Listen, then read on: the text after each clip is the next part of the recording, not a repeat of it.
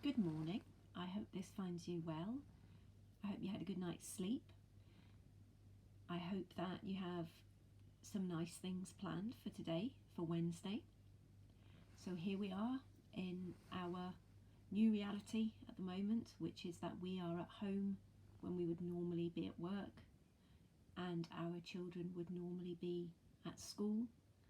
And we started off, I think, a long time ago, 8-9 weeks ago, talking about home education.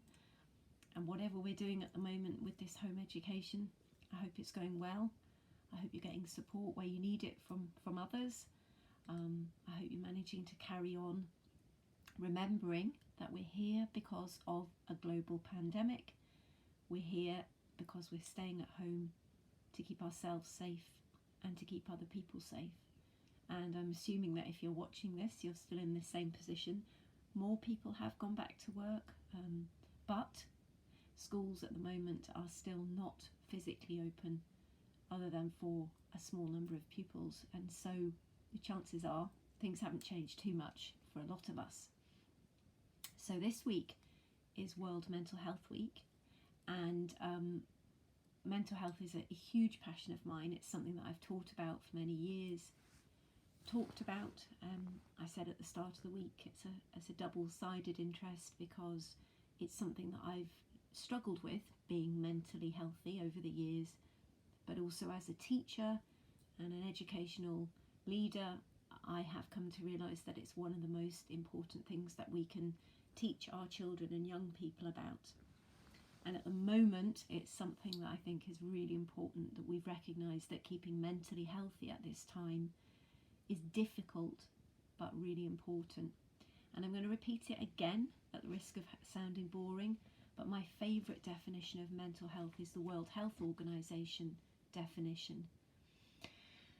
Mental health is defined as a state of well-being in which every individual realises his or her own potential, can cope with the normal stresses of life, can work productively and fruitfully, and is able to make a contribution to his or her society. Mental health is defined as a state of well-being in which every individual realises his or her own potential, can cope with the normal stresses of life, can work productively and fruitfully, and is able to make a contribution to his or her society. And that's, I think, just such a helpful definition because it takes away the stigma of it being anything about being ill or not ill, or it's just about coping and making a positive contribution. And one of the theme this year for Mental Health Awareness Week is kindness. And yesterday I talked a bit about the idea of how we can be kind to ourselves, kind to others.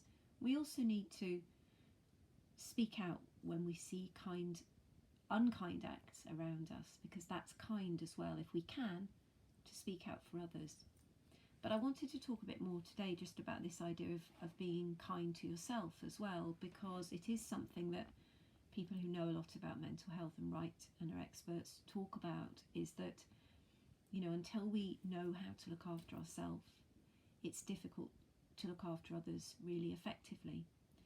And lots of people have talked about this and what it means. And one of the images that I really like is the idea of the oxygen mask. It's not my idea. Unfortunately, I'm not quite sure who first said it, so I can't credit them. But the idea that when you're on a plane, there's a sign, isn't there, that says adults should fit their own oxygen mask before they fit children's masks. And that's the idea that, if you stop breathing, you can't help a child.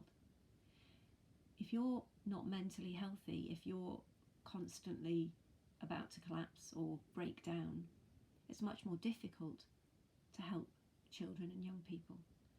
And so as parents, and maybe as teachers, if we are teachers, but we're all kind of parent teachers if we're in this situation at the moment, it is important that we're calm and that we're stable. And I mean that in the broadest sense of kind of 2 feet on the ground and breathing, and that firm presence that children can feel that the world is a safe place.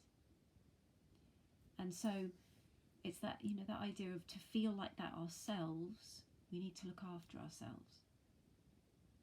To feel stable and a presence for children, we need to feel that for ourselves.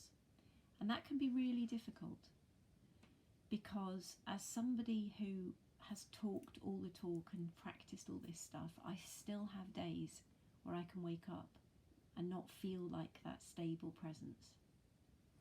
And in fact, I feel like that today. I feel I've woken up, and actually it's been the last couple of days where I've been sideswiped by feelings that are very common, not normal, very familiar to me. And I know that they mean that I'm kind of going through a bad patch. But I wake up and I just find it hard to feel that positivity. So I can say the things and I can act the things, but I don't feel it.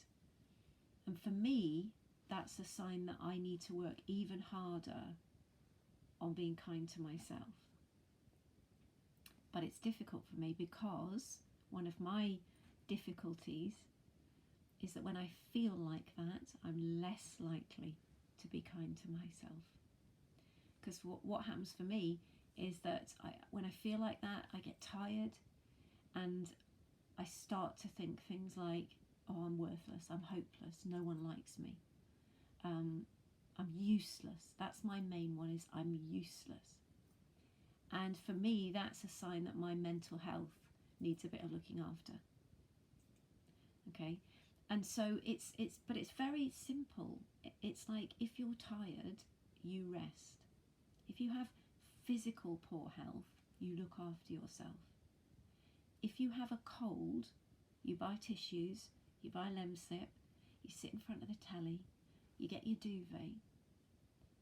And when we talk about a cold, everyone's just fine with it.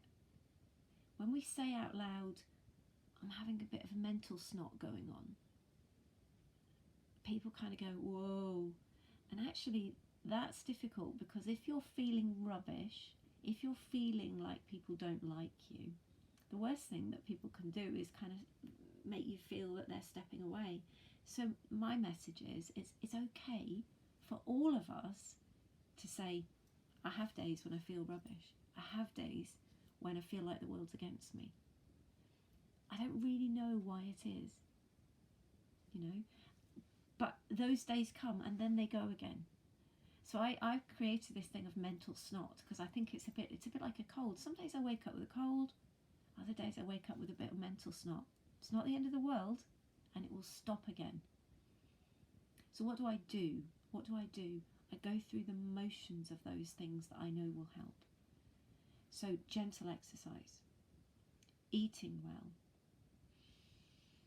breathing, doing yoga. The 5 a day, the things that help you mentally and physically, and often the two are connected. And going back to why I feel like this, I think for me it is connected with physical stuff. So, I've got hormonal stuff going on because I'm 50. Teenagers often have hormonal stuff going on. And another thing I've learned to do, and it helps, is to go and say to my family in the morning, I'm having a really grumpy day.